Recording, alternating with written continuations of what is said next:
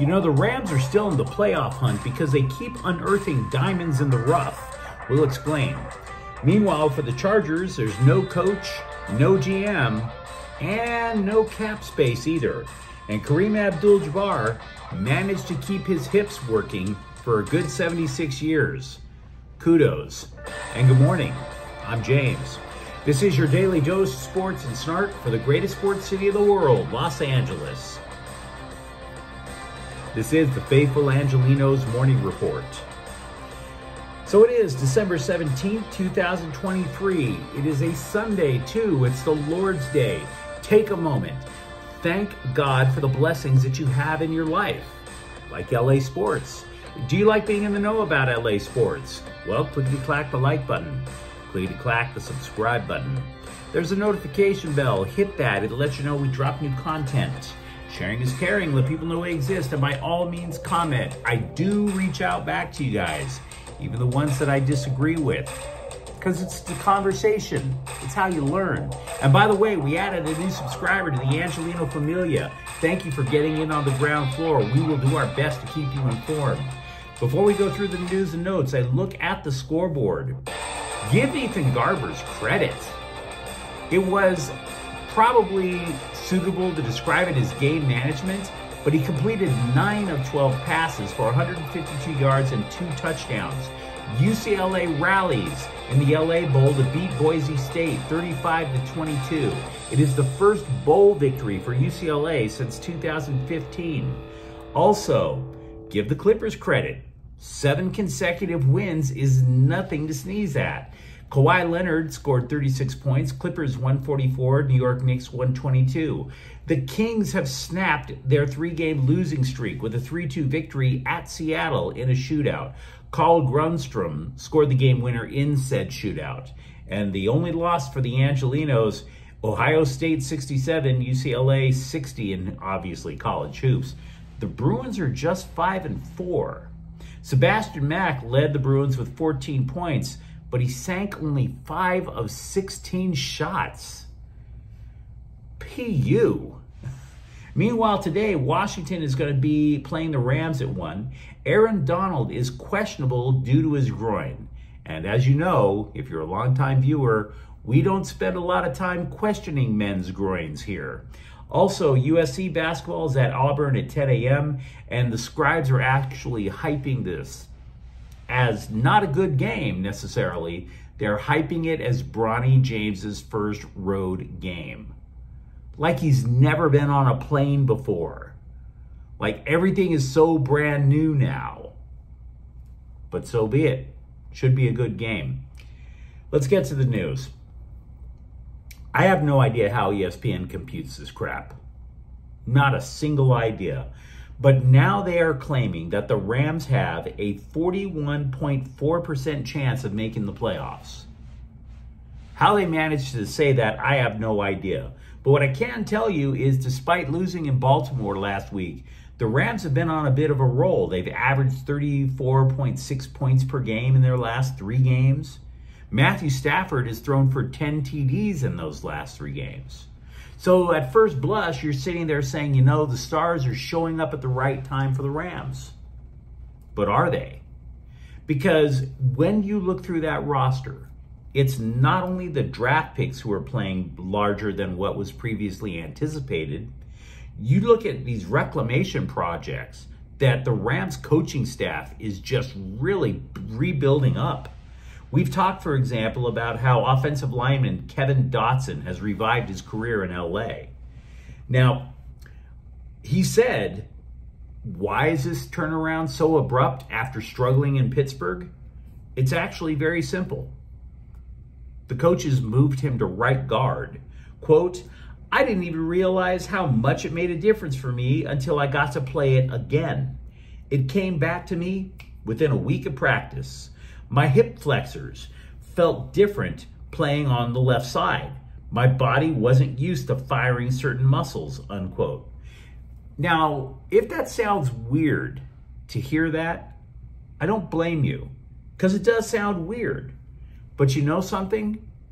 It may sound weird to you and I, but Pro Football Focus, or PIF, ranks Dotson as the third best guard in the National Football League. And this came considering where he was a year ago when he got benched by the Steelers. Now he's the third best guard in the game just by one simple adjustment.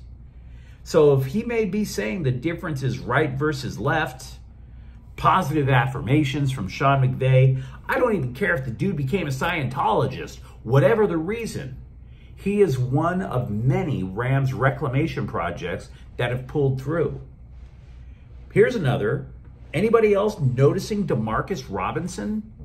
The guy was just a journeyman, bouncing from this way and that to around the league. He actually played for the Ravens last year.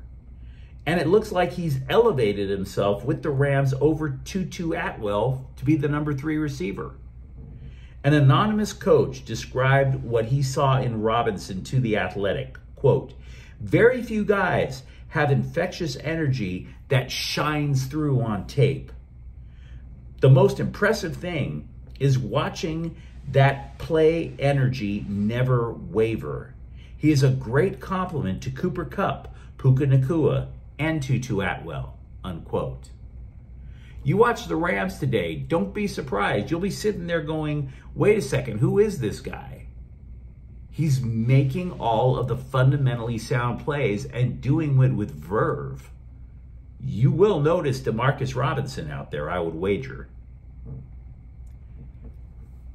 Everybody needs a friend. I'm sitting alone in a rat trap hotel room in St. Louis, Missouri right now. Trust me, that's one of the reasons I answer your guys' text messages and emails on this channel. I need all the friends I can get. But I bring this topic up because the Rams, Sean McVay, took up for his former defensive coordinator, Brandon Staley, who obviously was fired by the Chargers a couple of days ago. Quote, "I know what a great coach he is and what he has meant to me, what I've learned from him. I don't know, or I should say, I know what I've seen from my own eyes, and I know that he is going to respond and he has got a really bright future," unquote. Now, does that really sound like a, yeah, it just didn't work out, but we wish him well kind of thing?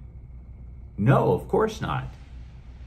I'm not necessarily sure that he's going to hire him back for the Rams unless Raheem Morris winds up getting job interviews to be a head coach.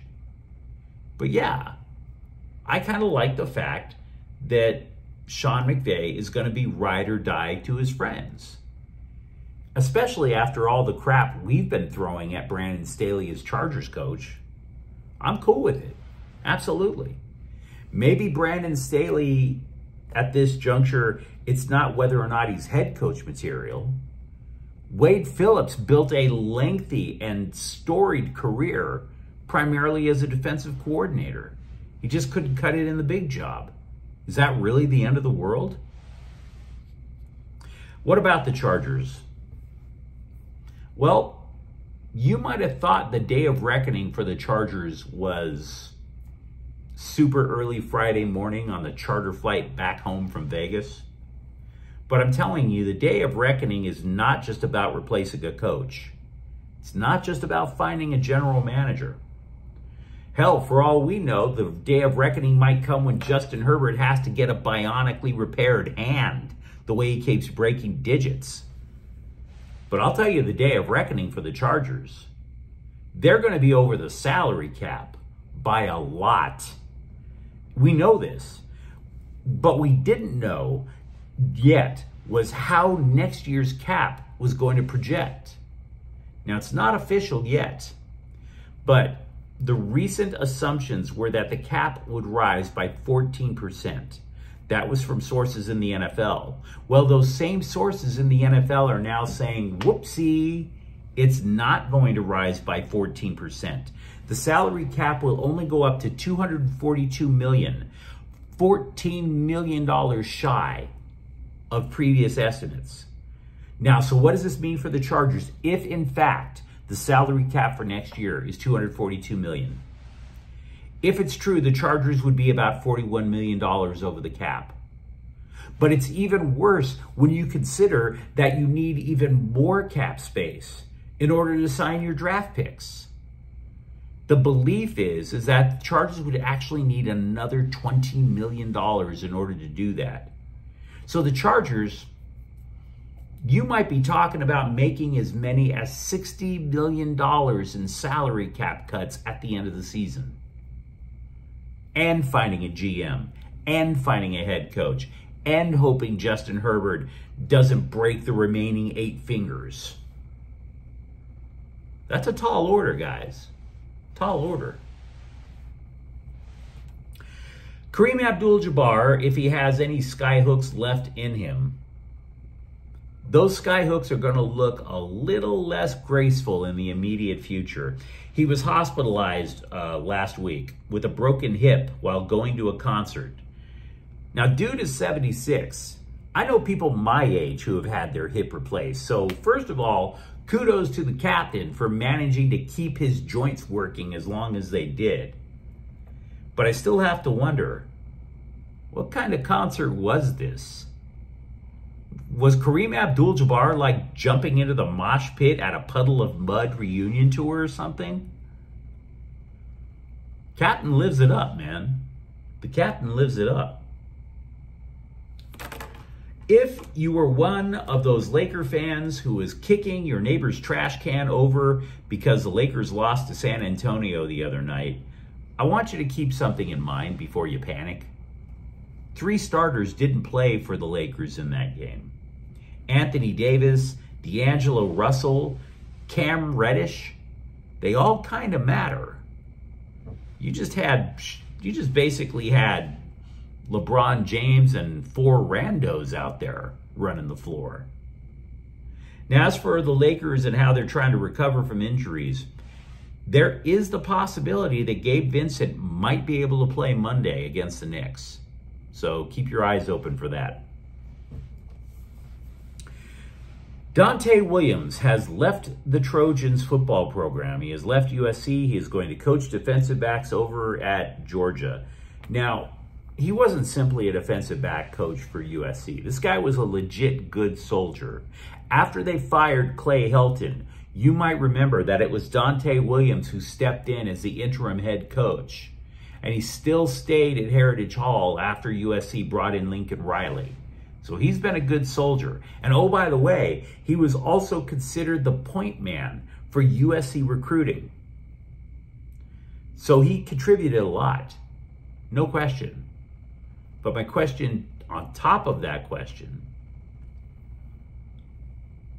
was he really that good of a recruiter? Hasn't the Trojans' recruiting slipped in the last few years? Hence the need for all the influx of talent in the transfer portal, right?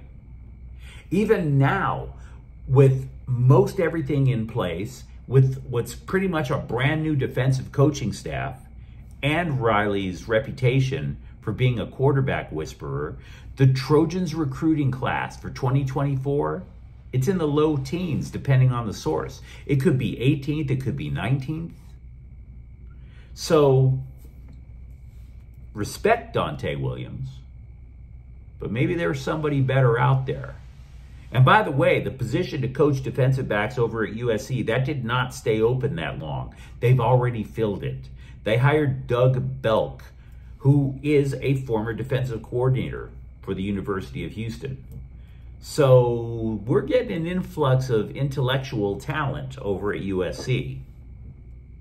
Having said that, they have lost some actual athletic talent. Rayleigh Brown, remember him? We knew he entered the transfer portal. He is apparently committed to transfer to Arizona State to play next year. But you let me know what you think in the comments thread. Talk to me about the diamonds in the rough that you see on the Rams roster. Tell me how you would solve the Chargers salary cap issues. And if you enjoy the content, don't forget to subscribe to Faithful Angelenos. We're talking LA sports every single day here. Thank you for watching. I'm James. We'll be back tomorrow. Faithful Angelenos is a Corte El Queso production. Take care.